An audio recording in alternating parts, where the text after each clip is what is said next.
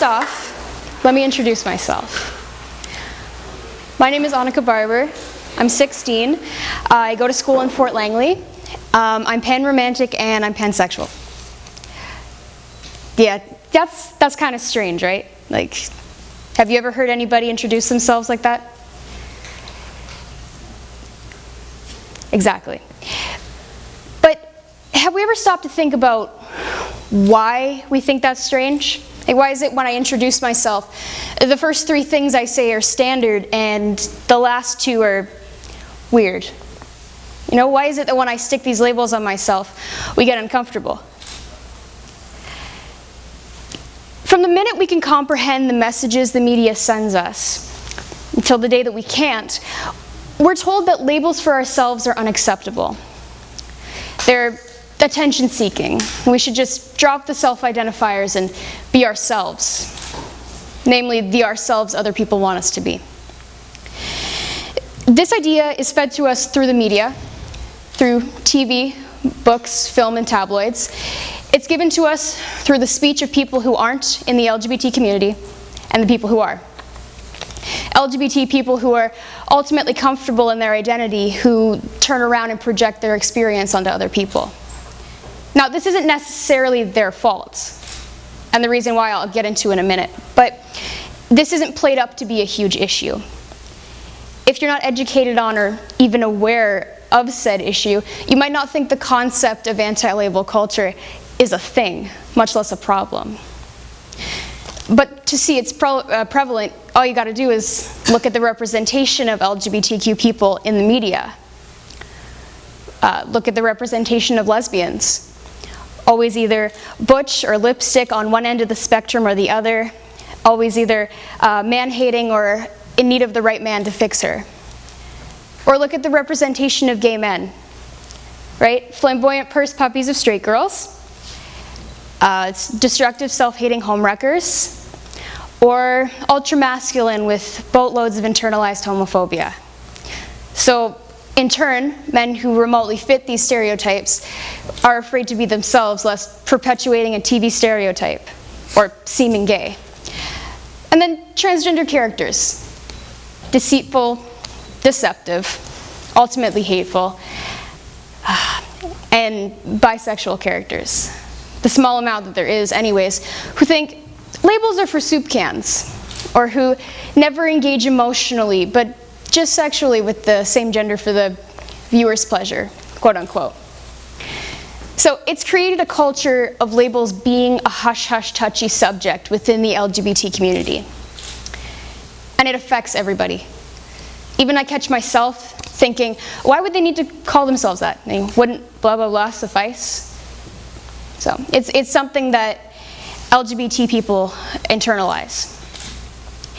It's expected of us to live up to the standards set by people outside of our community, to be the perfect queers that never talk about it, who don't confuse other people with our labels or our terminology. Because, I mean, like, aren't we all people? Don't we all bleed red? See, when you've been fed an ideology for your entire life, when what's been taught to you is all you know, you turn around and you feed it to other people. So the idea that labeling ourselves is inherently scary and ostracizing is so deeply ingrained into our society and into the way that we function that we as LGBTQ people end up sharing an ideology that hurts us. So the premise of this is to talk about how labels themselves can be empowering. And because we're taught the opposite, I feel it's necessary to address the rainbow elephant in the room, so to speak. So, yes, forcing a label onto someone who doesn't want one is awful. And we see that happen in the media as well, for sure. But the point is that people don't realize that the reverse happens and that it's equally as bad. And often when we think that the media is forcing a label onto someone who's rejecting them, we're actually stripping them of their sense of self, of their label. Example, we diminish the bisexuality of Angelina Jolie, Portia de Rossi, Channing Tatum, Freddie Mercury, Lady Gaga, Drew Barrymore, Amy Winehouse. We boil down female athletes and their wives, Kristen Stewart and her girlfriend, down to gal pals. We imply that female relationships only ever exist within the realm of friendship, never romance. So forcing the label-free idea onto people who positively identify with one is harmful, and it's alienating. I've read about the suicides of transgender teenagers who had and still have their sense of worth boiled down to tomboy, flamboyant. It's a culture that kills. And I've heard from other people, as well as felt it myself, that coming out is one of the hardest things I've had to do because the backlash against how they label themselves is monumental. And I've heard from people who are afraid to come out because they fear that backlash, or they fear that nobody will believe them, or that nobody will understand. And then I've heard from people who just feel alone, who don't know where on earth they stand, who feel different and ugly and want to push down the confusions that they feel to fit in. And despite this, people still say, what's the point of labels? People still say, why not just be you? And they say that, and I hear, why are you interested in having words to understand and describe your experiences? Why are you interested in identifying with others? Why are you interested in feeling anything other than different and alone? My point here, and I'm just going to be straight up, other people's identities are none of your business, and yours is none of theirs. So if fluid is how you want to describe yourself, if labels aren't your style, then so be it. That's you. But if I want 4 labels, 5 or 6, if I want all separate labels for gender, sexual orientation, romantic attraction, then I'm going to have them. And there's nobody that can stop me because it's myself. And it makes me feel like I matter. So actually that brings me to my next point, which is the split attraction model.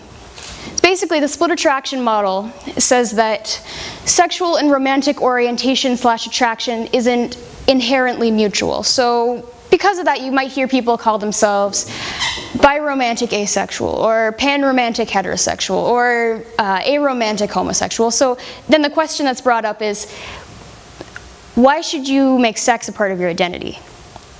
Like, why does anybody need to know who you want to go to bed with, right? Well, I mean, first off, I say, why is anybody's identity your business in the first place? But really, when did sex become innately dirty? When did intimacy and attraction, especially between LGBTQ people, become taboo? Right? Like, I'm in high school. We're all in high school. And I'm around sex jokes and hormone-driven teenagers all day, and you're telling me that calling myself pansexual is the thing that makes me dirty.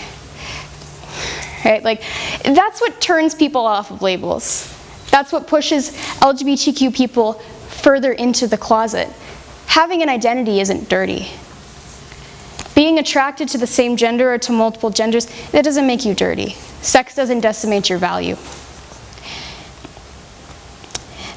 So, if you're watching this in some form, and you're struggling with some part of your identity or finding yourself, just listen to me.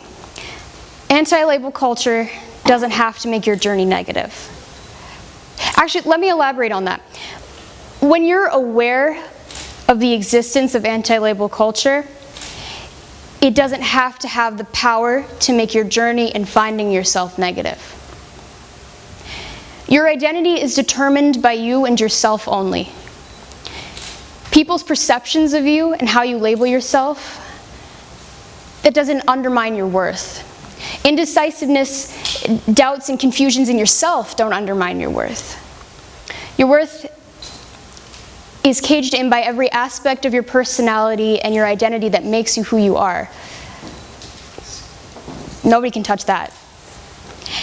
And it's easier said than done, I realize that. Facing criticism from seemingly everybody, even those within your own community, they can wear on you. Identifying as pansexual was hands down, one of the hardest things I've had to do, because people like to sneer still like to sneer that it's the special snowflake version of bisexual. And still, being completely comfortable in who I am, the criticism still gets to me. So, coming to terms with who I am gave me a tie to the LGBTQ community that I didn't have previously. Finding a label that describes who I am and encapsulates how I feel made me feel like I wasn't displaced, right? I wasn't alone, I wasn't different. You know, Cole from the TV show The Fosters puts it like this: I understand not wanting to check a box, but there's power in labels too. My label is what got me through, and sometimes it can make you feel not so alone. And then, in Star Trek Beyond, Lieutenant Uhura says, there's strength in unity.